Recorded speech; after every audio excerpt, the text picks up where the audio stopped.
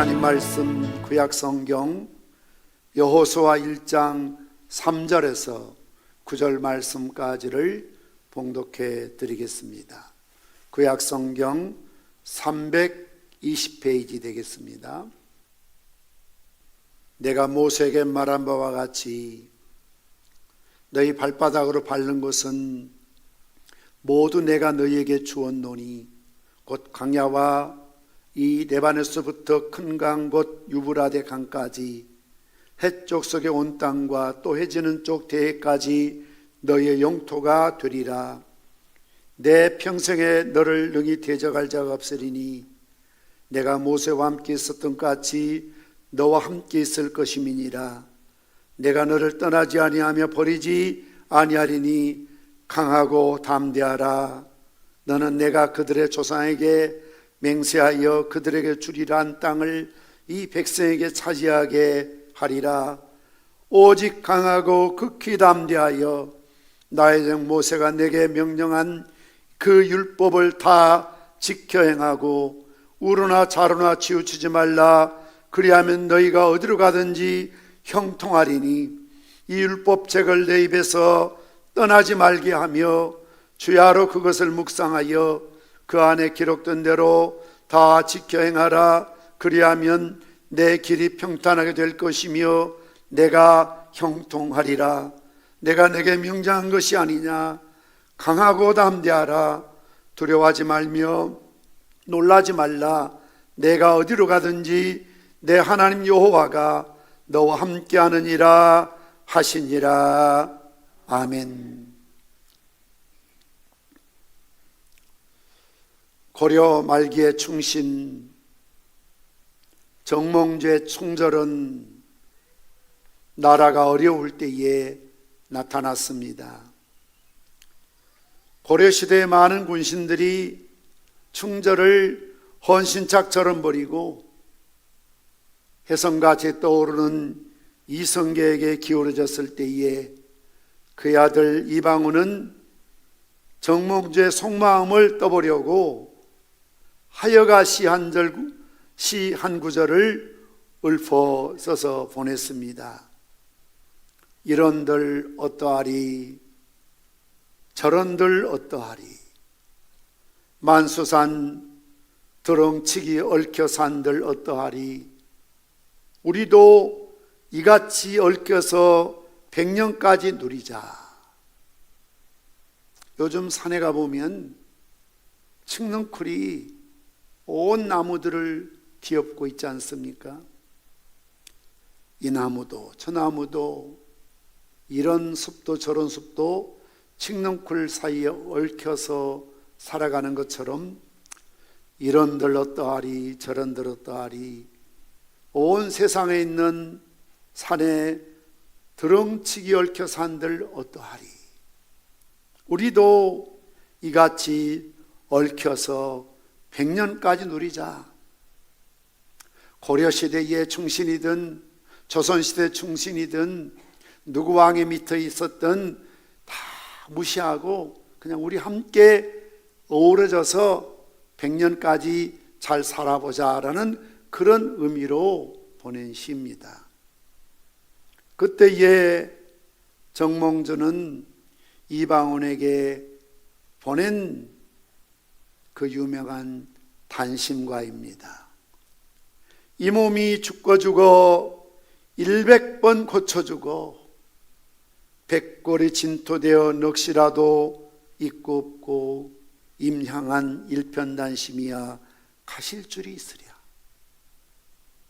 내 이 한 몸이 죽고 또 죽어 100번을 고쳐 죽어서 100골 6골이 진토 흙이 되고 먼지가 되어 넋이 있고 없고를 떠나서 고려의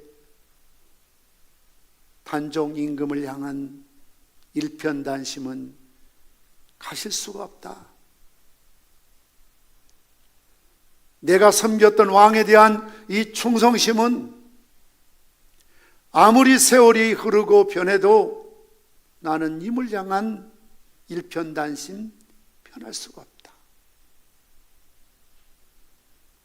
나라가 위급할 때 이런 충신 애국자를 알 수가 있고, 세상이 혼탁하고 어지러울 때에 의인을 선별할 수가 있고, 가난한 살림 속에서 현모양처가 드러나고, 환난과 고난과 핍박 속에서 성도의 믿음이 진실한 믿음인지 거짓인지, 알곡 같은 신앙인지 죽정이 같은 믿음인지 드러나는 것이죠. 어려운 처지에서 충성할 때에 그는 진정한 일꾼이 아니겠습니까?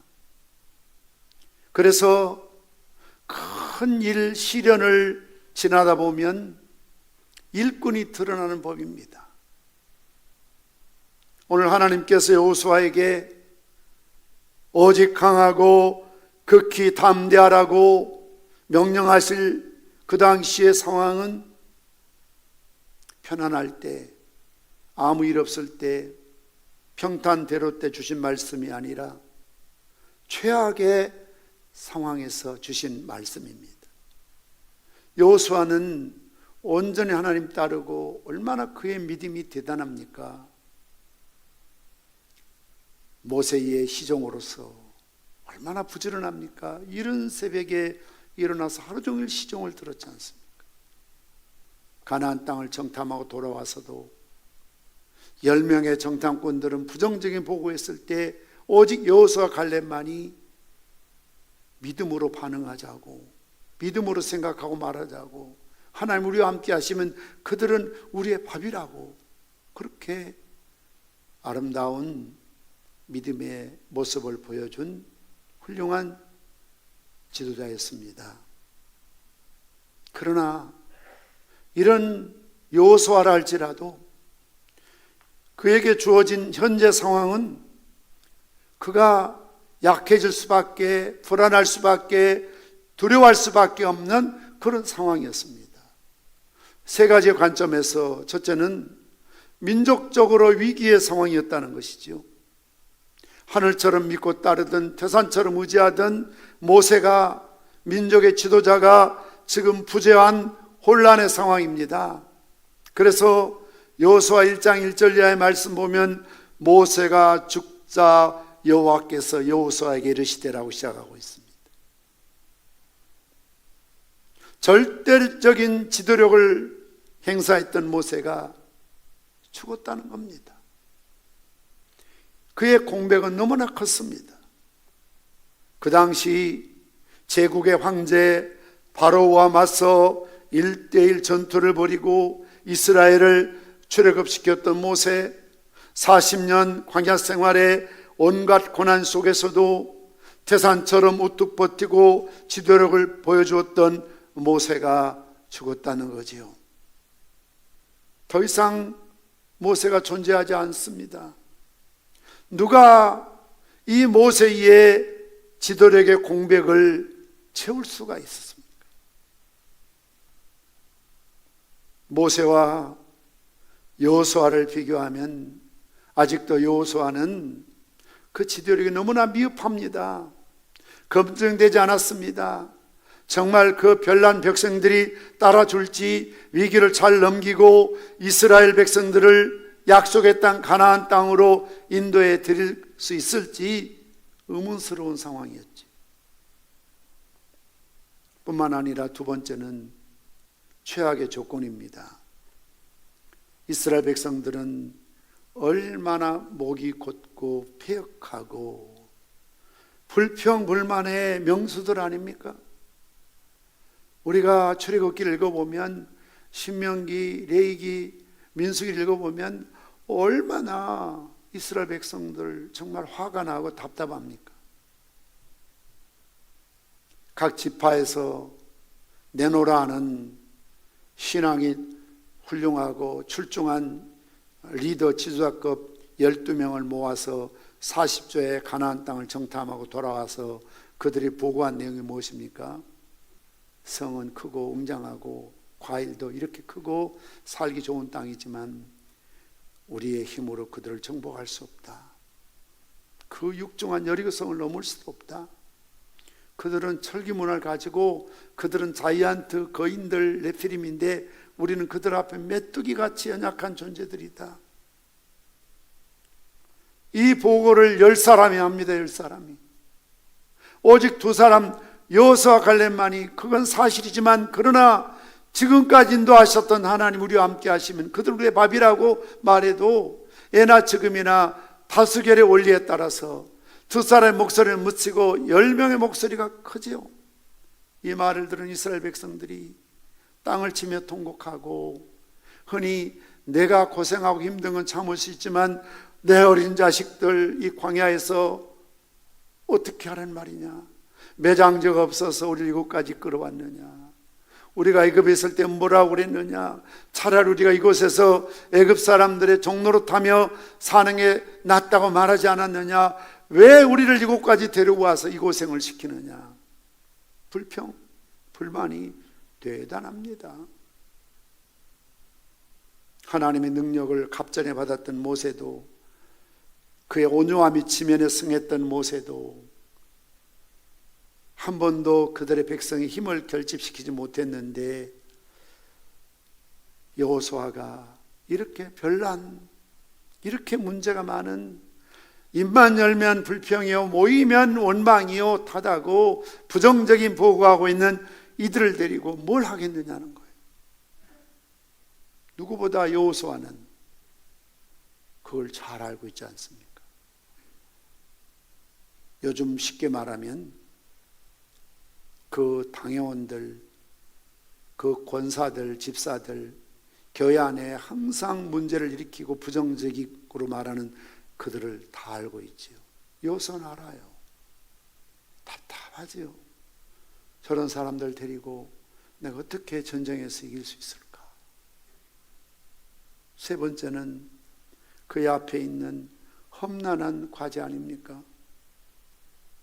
여호수아에게 주어진 과제는 무겁고 엄청났습니다.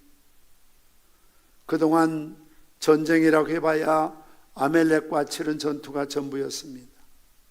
그것도 하나님의 종 모세가 산에 올라가서 손을 드니 이기고 손을 내리니 그 전쟁에 질 수밖에 없었지요. 그러나 하나님이 모세를 통해서 이루신 기적이라고 할 수가 있습니다. 에돔과는 부딪지 않고 위에 왔으니 이스라엘 백성들은 단 한 번도 전투 경험이 없었습니다. 그러나 가나안의 7족속은 차원이 다릅니다.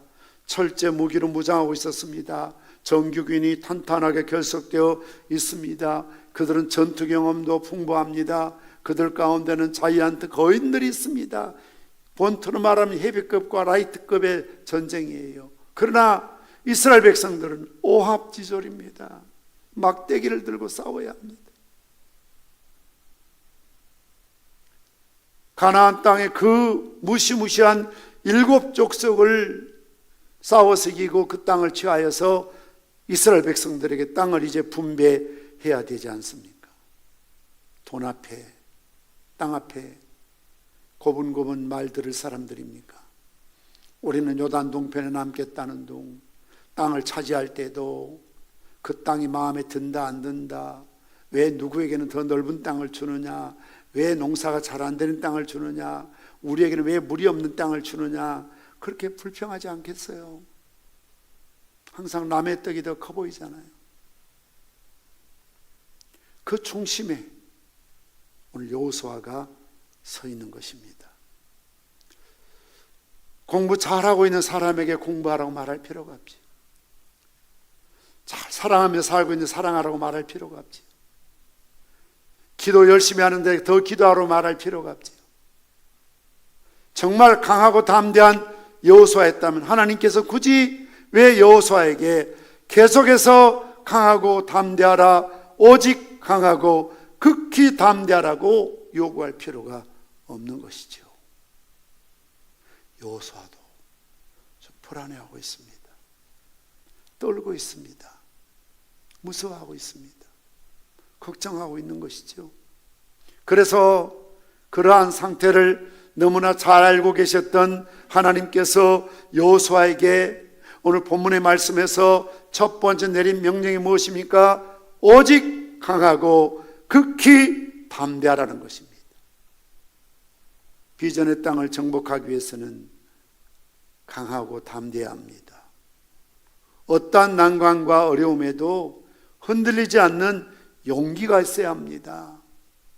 두려움을 갖고서는 비전의 땅을 정복할 수 없습니다. 그래서 오늘 본문 6절에 강하고 담대하라.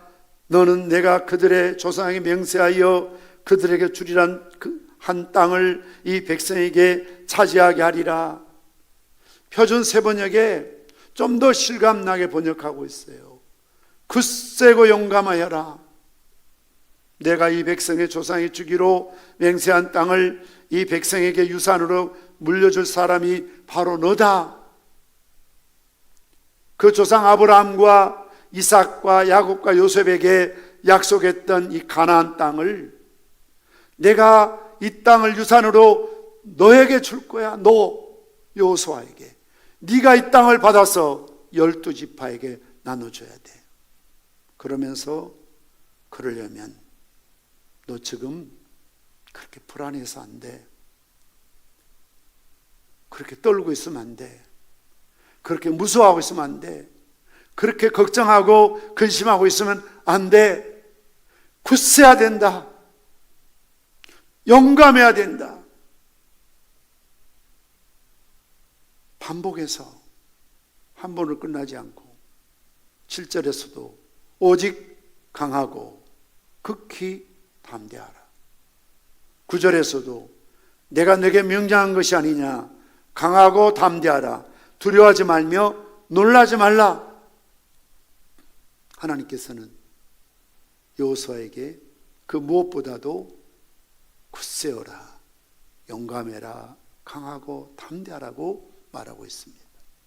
그러나 이것은 하나님만이 여호수아에게 원하신 게 아닙니다. 여호수아를 따르는 백성들도, 영적 지도자들도 여호수아에게 1장 18절 말씀 보면 누구든지 당신의 명령을 거역하며 당신의 말씀을 순종하지 아니하는 자는 죽임을 당하리니 오직 강하고 담대하소서. 지도자가 가져야 될 덕목 중에 하나가 존 F 케네디 대통령은 용기라고 그랬습니다. 용기. 담대함이죠.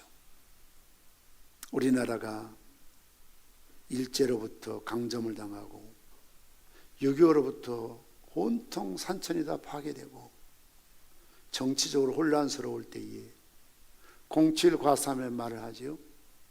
어떤 지도자도 완벽하게 10가지를 다 잘할 수 없어요.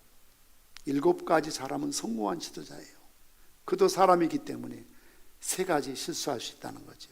07 과삼. 누가 뭐라고 그래도 전 세계가 평가하기를 박정희 전 대통령이 이 나라의 보릿고개, 정말 가난하고 춥고 어려운 문제를 해결한 지도자지요. 물론 인권 문제에 있어서, 환경 문제에 있어서 과가 있지만 그럼에도 불구하고 새마을 운동을 통해서 우리나라를 경제대국에 끌어올린 중심 인물입니다. 그의 그 카리스마적인 지도력이 이 나라를 그렇게 이끌어올 수가 있었죠. 정말 하나라의 대통령 리더가 얼마나 중요한지 모릅니다, 여러분. 교회든 어떤 모임이든 기관이든 한 사람의 그 리더, 지도자의 그 역량이 얼마나 중요한지 모릅니다. 그래서 여호수아를 따르는 지도자들이 뭐라고 말합니까? 누구든지 당신의 명령을 거역하면, 당신의 말에 순종치 않으면 그들을 우리가 죽여버리겠습니다. 그 말에 죽여겠습니다. 그러니 오직 강하고 담대하십시오. 우리는 때로 신앙과 겸손, 하나님의 주권이라는 미명 아래 지나치게 소심하고, 지나치게 유약하고, 지나치게 우유부단한 자세를 마치 신앙의 미덕인 양 착각하며 살 때가 있습니다. 이런 들었더하리 저런 들었더하리 그래서 하여가처럼 살지. 그러나 정몽주처럼 단심과 이 몸이 죽고지고 100번 고쳐주고 내 백골이 진토되어 넋이라도 있고 없고 임을 향한 주님을 향한 일편단심 변할 수 없습니다. 비전이 크면 문제도 크고요. 비전이 작으면 문제도 작습니다. 비전이 큰 사람은 다양한 문제를 만납니다. 비전을 성취하는 사람은 문제를 만날 수밖에 없다는 것을 예상해야 됩니다. 비전을 성취하려면 무엇보다도 강하고 담대한 용기가 필요합니다. 용기가 무엇입니까? 신구약에서 용기라는 의미는 여호수아에게 보는 것처럼 강하다는 거예요. Be strong, 강하다는 겁니다. 베드로전서 말씀처럼 깨어있고 담대하고 결심하고라는 뜻을 가지고 있습니다. 사실상 용기는 그리스도인의 삶의 근간이 되는 자질이지요. 왜냐하면요, 아무나 예수 믿을 수 있습니까? 아무나 신앙생활 제대로 할 수 있습니까? 이 세상이 어떠한 곳입니까? 예수님께서 말씀하신 것처럼 내가 너희를 세상에 보냄이 이리 가운데 양을 보낸 것 같다고 그러셨거든요. 초대교회 성도를 보십시오. 예수 믿는다는 것은 죽을 각오한다는 겁니다. 생명 내던진다는 겁니다. 그래서 사도들 보십시오. 제자들 보십시오. 그리스도를 위해서 능력받는 일에 합당한 자로 인정하면서 기뻐하며 공의 앞을 떠날 수가 있었지. 그 당시 예수 믿으면 유대인들은 출교 출애당합니다. 가문으로부터, 가정으로부터, 지역으로부터 그는 더 이상 보호받지 못합니다. 예수 믿으면 공민권을 박탈당합니다. 공산주의에서는 예수 믿으면 공산당원증을 반납해야 됩니다. 집도 직장도 보장받지 못합니다. 공민권이 없다면 그 당시에는 그를 죽여도 살인죄가 되지 않습니다. 공민권을 박탈당하면 그 집에 들어가서 양이든 소든 물건 들고 나와도 도둑질하는 게 인정이 안 돼요. 국가에서 보호해주지 않아요. 그러니 그 당시에 초대교회 성도들 그리스도인이 된다는 것은 죽을 각오로 그런 용기로 예수 믿겠다는 겁니다. 지금처럼 어줍지 않게 시시하게 그렇게 예수 믿는 거 아닙니다.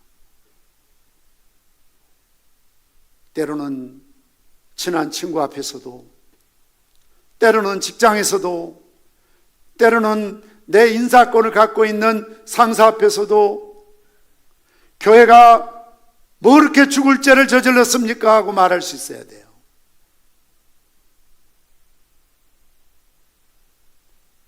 교회가 뭐 그렇게 잘못한 게 있습니까? 코로나 발상지 진원지가 교회입니까? 그런 일이 있을 때 언론이, 권력이, 세상이 교회를 길들이려고 하지요. 그런 상황 속에서 때로는 아무리 친한 친구라도, 어른이라도, 상사라도 교회에 대해서 부정적인 무리한 요구할 때 왜 그러느냐고 말할 수 있는 용기가 있어야 되죠. 침묵하고 비굴하게 타협할 수 없죠. 그럴 각오 없이는 직분도 특히 목회자 되면 안 됩니다. 선교할 각오를 해야 되죠. 에베소 6장 10절에 뭐라고 말합니까? 끝으로 너희가 주 안에서와 그 힘의 능력으로 강건하여지고 종말을 살아가는 그리스도인들에게 정말로 너희가 주 안에서 그 힘의 능력으로 강건하라. Be strong. 똑같이 강하라는 거예요. 다시 말씀드리면 용기 있는 삶을 살라고 강권하고 있습니다. 일반적으로 용기에 대해서 우리말 사전에서는 용감스러운 기운이라고 간단하게 한자를 풀이해 놓았습니다. 웹스터 영어 사전에서는 용기의 네 가지 의미 중 한 가지가 위험, 두려움, 어려움을 무릅쓰고 나아가거나 그것을 견디거나 저항할 수 있는 정신적 또는 도덕적인 힘이라고 말하고 있습니다. 또 다른 정의는 두려운 결과를 직면하여 합리적으로 행동할 수 있는 능력이라고 말하고 있습니다. 용기란 죽음을 두려워하지 않는 마음입니다. 용기란 결코 물러서지 않는 불굴의 의지입니다. 용기란 뜻한 바를 기필코 성취하는 강력한 힘입니다. 용기란 아무리 어려운 환경이라도 초월하는 능력입니다. 용기는 승리와 성공의 비결입니다. 2차 세계대전을 승리를 이끌고 해가 지지 않는 영국을 이루는 초석을 쌓았던 윈스턴 처칠은 말하기를 용기란 인간의 으뜸가는 자질이다. 모든 사람에게 미래를 보장하는 특징이기 때문이다. 그렇습니다.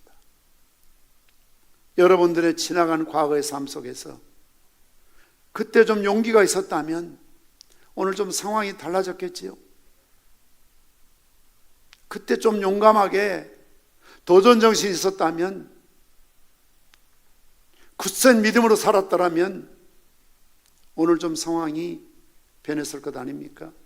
그럼 항상 우유부단하고 타협하고 때로는 비굴하게 무릎 꿇고 꼬리 내리고 기가 주고 살아갈 때가 많습니다. 영적 지도자에게 용기는 도덕적 용기이며 양심의 청결함에서 나오는 거룩한 능력이 되는 것입니다. 며칠 전 추석 명절을 앞두고 미국에 있는 제 딸 기쁨이 그 남편 사이 장경우가 용돈을 이렇게 붙여줬어요. 명절인데 아버님은 어머님 또 조카들 이렇게 식사로 함께 하십시오 하고 70만 원을 이렇게 붙여왔어요. 많은 돈이죠. 그래서 내가 고맙다고 이렇게 메일로 이렇게 편지를 보냈죠. 그랬더니 저한테 답장이 왔는데 제 딸 기쁨이가 문자로 그래요.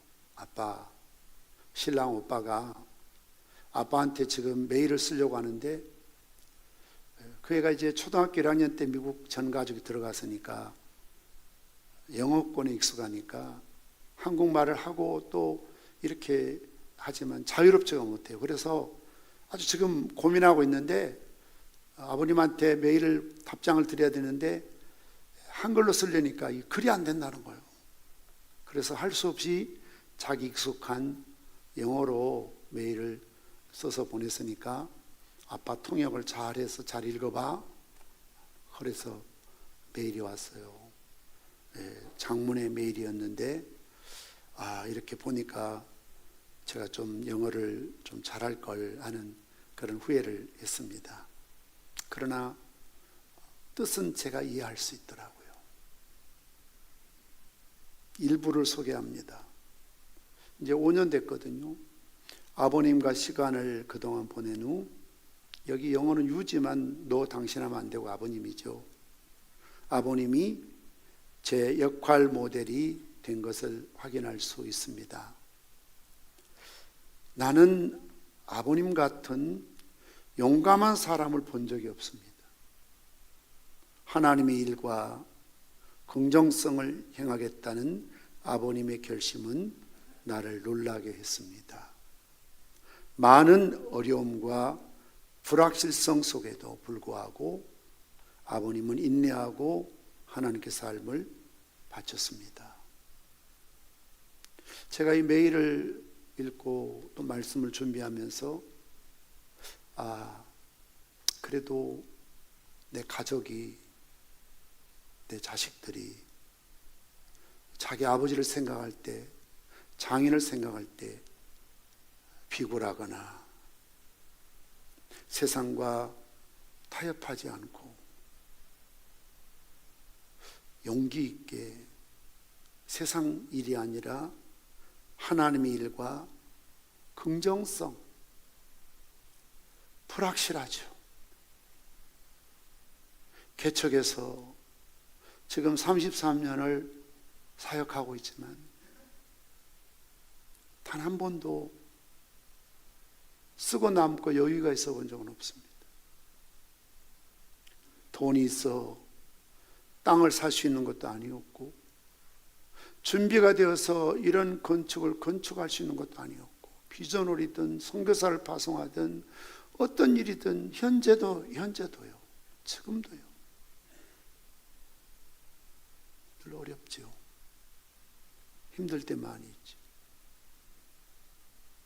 어떤 땐 걱정 근심으로 밤을 새울 때도 있었습니다. 그럼에도 불구하고 내 일이 아니고 주의 일이고 하나님의 일이다, 긍정적으로 생각하자. 할 수 있다, 하면 된다, 해보자. 내게 능력 주지 않아서 난 불가능이 없다. 세상 어떤 욕망이나 야망을 위한 신념이 아니라 정말 주님을 향한 신앙이에요. 믿음의 반응이죠. 이런 것들을 그래도 제가 좀 공부를 많이 하고 많이 생각하는 관점에서 5년 동안 저의 삶을, 사역을 와서 보고 확인하고 느끼면서 제가 무슨 평상시에 막 오락부락하고 막 그냥 그렇게 강압적이고 그런 사람 아닙니다. 그런 관점에서가 아니라 제 사위가 말하기를 난 아버님같이 용감한 사람을 만나본 적이 없다. 제가 대통령도 아니고 전쟁 영웅도 아닙니다. 전 목사입니다. 그러면서 하나님의 일과 긍정적으로 행하겠다는 아버님의 결심을 저를 놀라게 했습니다. 많은 어려움과 불확실성 속에서도 아버님은 인내하고 하나님께 삶을 바쳤습니다. 그래서 자기의 인생의 롤모델이 되어 있다라는 말에 한편으로 보람을 느끼기도 하지만, 그러나 또 한편으로 부담스러운 말이기도 하지요. 사실 우리가 이 땅에 태어나서 어느 시대든 어느 곳이든 가정이든 직장이든 학교든 교회든 다른 사람의 롤모델이 된다는 것은 결코 쉬운 일이 아닙니다. 대부분 그러죠. 나는 저 사람처럼 안 돼야지. 나는 우리 아버지 같은 사람 안 돼야지. 나는 우리 엄마 같은 사람 삶을 안 살 거야. 나는 어떤 목사처럼 그렇게 사역 안 할 거야. 그게 쉽죠. 그렇게 말하기 쉽고 보통 그렇게 생각하죠. 그러나 가정에서 남편으로, 아내로, 아버지로, 어머니로, 할아버지로, 할머니로 후손들에게, 가족들에게 나는 할아버지처럼, 나는 아버지처럼 그렇게 살고 싶습니다. 롤모델 된다는 게 정말 부담스럽고 힘든 일입니다. 그럼에도 불구하고 여러분 가족들이, 여러분 아들, 딸들이 여러분 아빠를, 엄마를 어떻게 생각하고 있습니까? 다른 건 몰라도 주님을 향한, 교회를 향한 신앙적인 관점에서 나는 우리 아빠처럼 예수 믿을 거야. 나는 우리 엄마처럼 그렇게 믿음 생활하며 주의 정을 선대하며 순종하며 살아갈 거야. 그런 좋은 모델이 되고 있습니까? 무엇보다도 우리는 지나치게 쉽게 낙심합니다. 불평합니다. 좌절합니다. 탓합니다. 원망합니다. 그런 우리들에게 저는 가끔 그런 생각합니다. 저라고 왜 걱정이 없겠어요? 그러나 내가 걱정한 티를 내버리면 어떡하나? 나마저 흔들려 버리면 어떡하지? 나마저 힘들다고 기가 죽어버리면 우리 교인들, 우리 장로님들 어떡하지? 그래서 때로는 지도자만이 져야 될 외롭고 고독한 십자가가 있는 것입니다. 하나님께서는 어려운 시대를 살고 있는 우리들에게 왜 그렇게 절망하고 있느냐고, 왜 그렇게 낙심하고 있느냐고, 왜 그렇게 좌절하고, 왜 그렇게 포기하고 살아가고 있느냐고. 강하고 담대하라고, 굳세고 용감하게 용기 있게 살라고 명령하고 있습니다. 여러분 교회 좀 들어오실 때 당당하게 좀 들어오세요.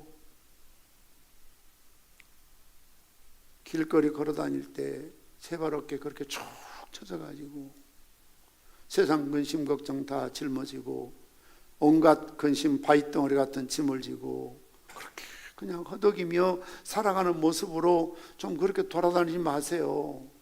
며칠 전에도 덕계 사거리에서 우리 교회 어떤 분 만났는데 왜 그렇게 그냥 근심 표정으로 아유 내가 차 문 열고 한번 고함을 지르려고 그랬어요. 야 좀 힘있게 걸어봐 그러려고 그랬어요. 좀 당당하세요. 뭐 그렇게 쫓기는 죄인처럼 그렇게 기죽어 살아갑니까? 좀 힘들고 어렵다고 왜 그렇게 자신감이 없습니까? 뭐가 그렇게 무섭습니까? 죽기보다 더 하겠습니까? 좀 당당하세요. 좀 어깨 펴고요. 정말 행군하는 군인처럼 좀 그렇게 좀 걸어 다니세요. 우리 교인들 걷는 연습부터 시켜야 될 것 같아요. 교회 오면. 왜 그렇게 희마리가 없는지, 그냥 패기도 없고, 자신감도 없고, 좀 당당해야지. 예배 마치고 나가는 여러분의 표정이 좀 화사하고 당당해야 힘들고 지쳐 살아가는 사람들이 차를 타고 지나보면서 야 교회 가면 힘을 얻겠구나, 나도 저 사람처럼 살고 싶다, 뭔가 도전하지 않겠어요? 근데 교회 갔다 나온 사람처럼 그냥 항상 천부의 의지 없어서 손 들고 옵니다. 그건 기도 때나 그러는 거고, 그냥 365일 천부의 의지 없어서 손 들고 옵니까? 주 나를 박대하시면 나 어디 가리니까 그렇게 막 서글프고 우수에 젖어 있고 센티하고 그렇게 하면 되겠습니까, 여러분? 여러분 가정에서 그런 아빠를 보는 자녀들이 희망이 있겠습니까? 그렇게 좀 힘들면 한숨 쓰고 입만 열면 죽는다고 난리고, 눈 뜰 때부터 아이고 시작해서 눈 감을 때까지 아이고 이래서 힘들고 못 살겠고 저래서 힘들고 답답하고 맨날 입만 열면 푸념하면 되겠냐고요. 안 아픈 사람이 어디 있습니까? 여기 있는 목사라고 안 아픈 줄 아세요? 저도 나도 모르는 사이에 아이고 죽겠다 소리가 살겠다 말을 바꾸는 거죠. 재밌다 하고 아침에 눈 뜨면 신난다 하고, 뭐 그렇게 짜들이 신나겠습니까, 여러분? 생각을 바꿔야죠. 할 수 있다, 신난다, 살만하다, 행복하다, 괜찮다. 좀 전화하고 누구 할 때도 아 괜찮아 별일 없어 잘 살고 있다 그래야죠. 아이고 죽겠다 맨날 이러면 되겠냐고요. 세월을 이길 장사가 어디 있습니까? 뭐 회춘하겠습니까? 뭐 젊어지겠습니까? 더 늙고 아프고 허리도 아프고 머리도 아프고 안 아픈 것이 없고 몽둥이를 맞은 것처럼 만신창이가 되어서 힘들 때가 있죠. 그래도 우리는 영으로 육신을 이기고 살아가야 될 영적인 사람들이 아닙니까? 뭐가 달라도 좀 달라야지요. 다 못 산다고 그래도 힘들다고 그래도 우리에게 하나님이 계시니까, 내 배후에 내 백이 예수 그리스도이시니까 좀 당당해야 되지 않겠습니까? 여러분? 때로는 막 목사님들 만나면 난 짜증나 죽겠어요. 다 힘들죠. 힘들지 않을 때가 어디 있습니까? 저는 막말로 개척할 때보다 100배 1000배 낫죠. 그 어렵게 살 때보다 지금 잘 살고 있잖아요. 때거리 굶습니까? 차비가 없습니까? 토큰 하나가 없어서 걸어 다니십니까? 아파서 정말 병원에 갈 돈이 없어 병원에 못 가십니까? 물론 어렵게 사신 분 계시지만 10년 전에 20년 전에 그 어려울 때 개척할 당시에 비하면 호강하고 살죠. 분에 넘치는 사랑을 받고 잘 먹고 잘 읽고 사는 거죠. 그러면 됐지. 안 아플 때가 언제 있겠습니까? 그러니까 좀 우리가 연세가 들어가셔도 아픈 게 당연하고 겉사람은 후피하지만 내 속사람 날로 새롭다 이런 좀 생각을 가지고 좀 자식들에게 부담스럽게 자꾸 힘들다 어렵다 막 이렇게 우는 소리 좀 하지 마시고요. 괜찮다, 살만하다, 괜찮아, 너희들 힘들지? 힘내라. 좀 놀모들이 돼야지. 그냥 우리 아버지만 만나면, 우리 엄마만 만나면, 우리 할아버지는, 우리 엄마는 막 입만 열었다면 할머니는 아이고 하고 막 죽겠다고 난리고 힘들다고 난리고 못 살겠다고 난리면 도대체 예수님 어디 계시는 겁니까? 그게 믿음입니까? 좀 당당해야 됩니다. 신앙으로 이겨내야 됩니다. 그래서 오늘 하나님께서는 우리가 한번 따라서 합시다. 오직 담대하고 극히 담대하라. 다시 오직 강하고 극히 담대하라. 그냥 강하다는 게 아니고 그냥 오직이래. 오직 only be strong. 강해라. 극히 담대하라. very라는 말 써. very 극히 담대해. 용기를 가져. 상황이 어렵지만 하나님께서는 여호수아에게 첫 번째 용기 있는 삶을 살라고 명령하셨습니다. 두 번째는 말씀에 순종하라고 명령하고 있습니다. 전쟁에 승리하려면 지휘관의 명령을 따라야 됩니다. 그래서 군인은 절대 복종이지요. 운동 경기에 승리하려면 감독의 지시에 따라야 됩니다. 수준 있는 찬양대나 오케스트라는 프로들은 앞에 서 있는 지휘자를 늘 주목해서 봅니다. 눈을 보고 손끝 그 지휘봉을 보는 거지요. 아마추어들은 악보 보고 악기 보고 자기 마음대로 그냥 해버립니다. 그러나 프로들은요, 전문가들은 일사불란하게 지휘자에 의해서 움직이는 거죠.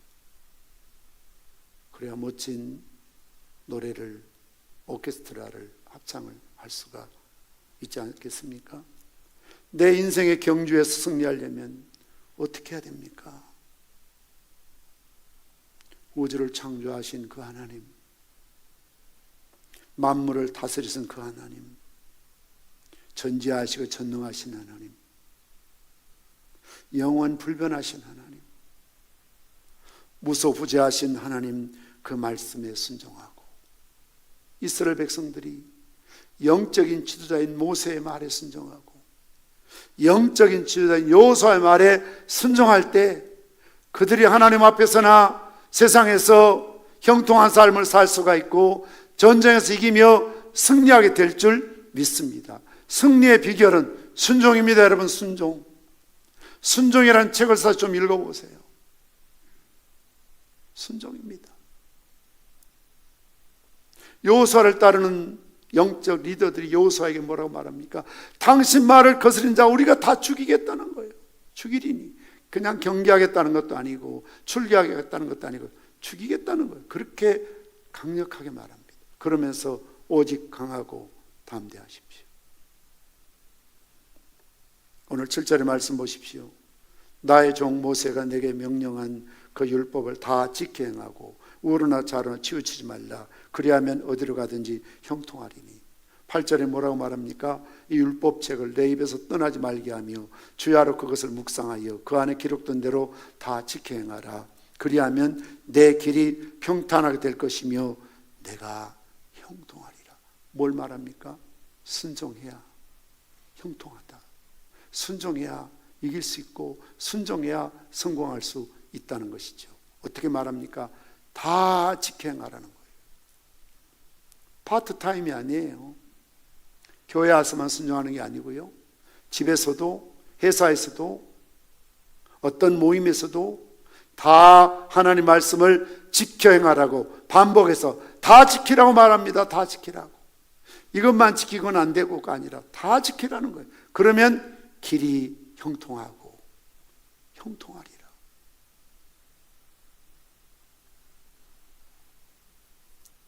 마지막 세 번째는 내가 너와 함께하리라 약속하셨습니다. 오늘 여호수아 1장 5절 말씀 보십시오. 같이 읽겠습니다. 시작. 내가 모세와 함께 있었던 것 같이 너와 함께 있을 것임이니라. 내가 너를 떠나지 아니하며 버리지 아니하리니. 5절 말씀에 세 마디가 소개되고 있습니다.